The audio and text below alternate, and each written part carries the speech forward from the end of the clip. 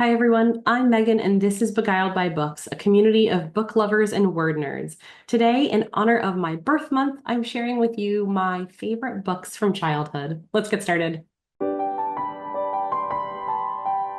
Before we get started, quick reminder to sign up for my upcoming course, The Growth Library, a book-based blueprint to wisdom and well-being. There is a link in the description and there is a link in the pinned comment below. So please go check that out and sign up. I'm super excited to have you over there. It's going to be an amazing course to help you shortcut your way to success without having to read 12 plus science heavy nonfiction books. You get all the actionable insights without having to do any of the work. So go check it out and sign up for the waitlist now. I am very excited to talk about something that I rarely get to talk about, which is some of my favorite books from childhood.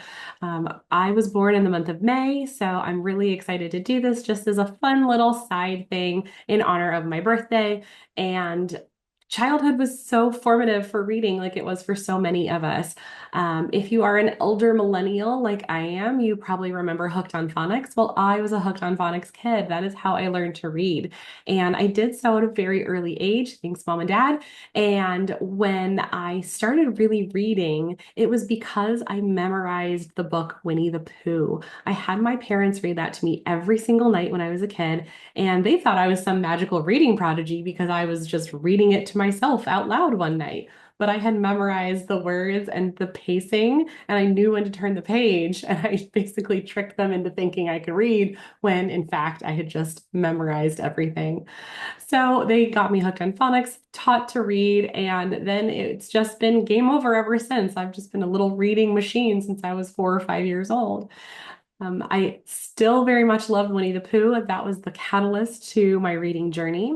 And then I started going to the library as often as I could when I was little. And some of my favorite books and my core memories were the Shel Silverstein poetry books. I don't know if you remember them, but I remember the book Falling Up. And there was a poem called It's All the Same to the Clam. And that All the Same to the Clam poem, I don't know why it still resonates with me as an adult because it's really about just chilling out. Like whatever is happening in the world, it's all the same to the clam. Like I don't know why. It's just a good message for little kids to hear. And Shel Silverstein is just a fun, approachable poet. So I hope more kids out there can read his works. I know there's probably a ton more kids' books than when I was a kid, but those Shel Silversteins are still absolute classics to me. As I grew older and older and read more advanced books, I loved Anne of Green Gables. I remember I read that when I was probably 6 years old with my mom. She helped me with some of the words.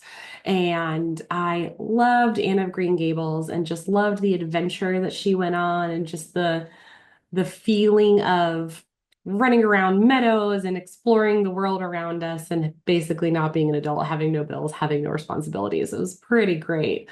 I haven't read that as an adult, but I'm going to put that on my summer reading list to read again as an adult and see how I feel. So I'm excited to check that out. As I made my daily, weekly trips to the library, I read every single Nancy Drew book that the library had, which I think was the entire series. I honestly have no idea what a single one of them was about. Could not tell you one of the mysteries. I don't remember anything about them, but I remember I devoured the Nancy Drew books as a kid and loved all of them. Tried reading Hardy Boys, couldn't really get into it, probably because I couldn't see myself as the protagonist as well.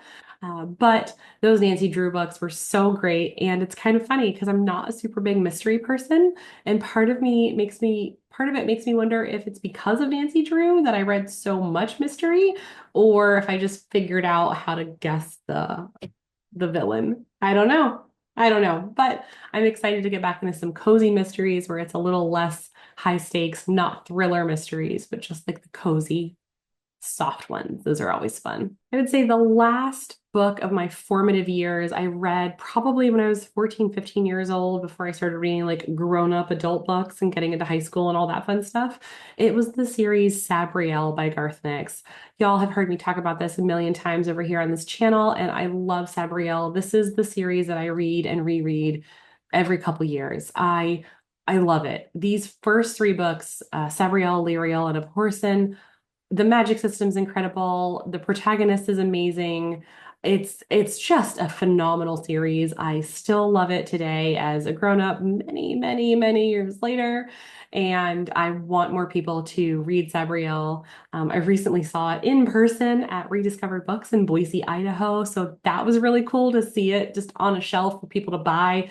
Love that so much and definitely go out and check that out. So I hope you found some books that maybe sparked some nostalgia from your childhood, and maybe some books that if you have kids in your life, maybe nieces, nephews, kids of your own, people you babysit, whatever it is, maybe these will be some ideas that you can share with them to help get them into reading and to help spark more reading in the next generation.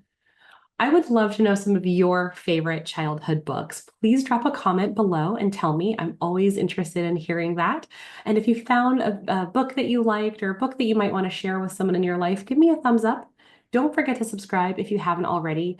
Go ahead and sign up for the waitlist for my upcoming course, The Growth Library, and have a phenomenal day.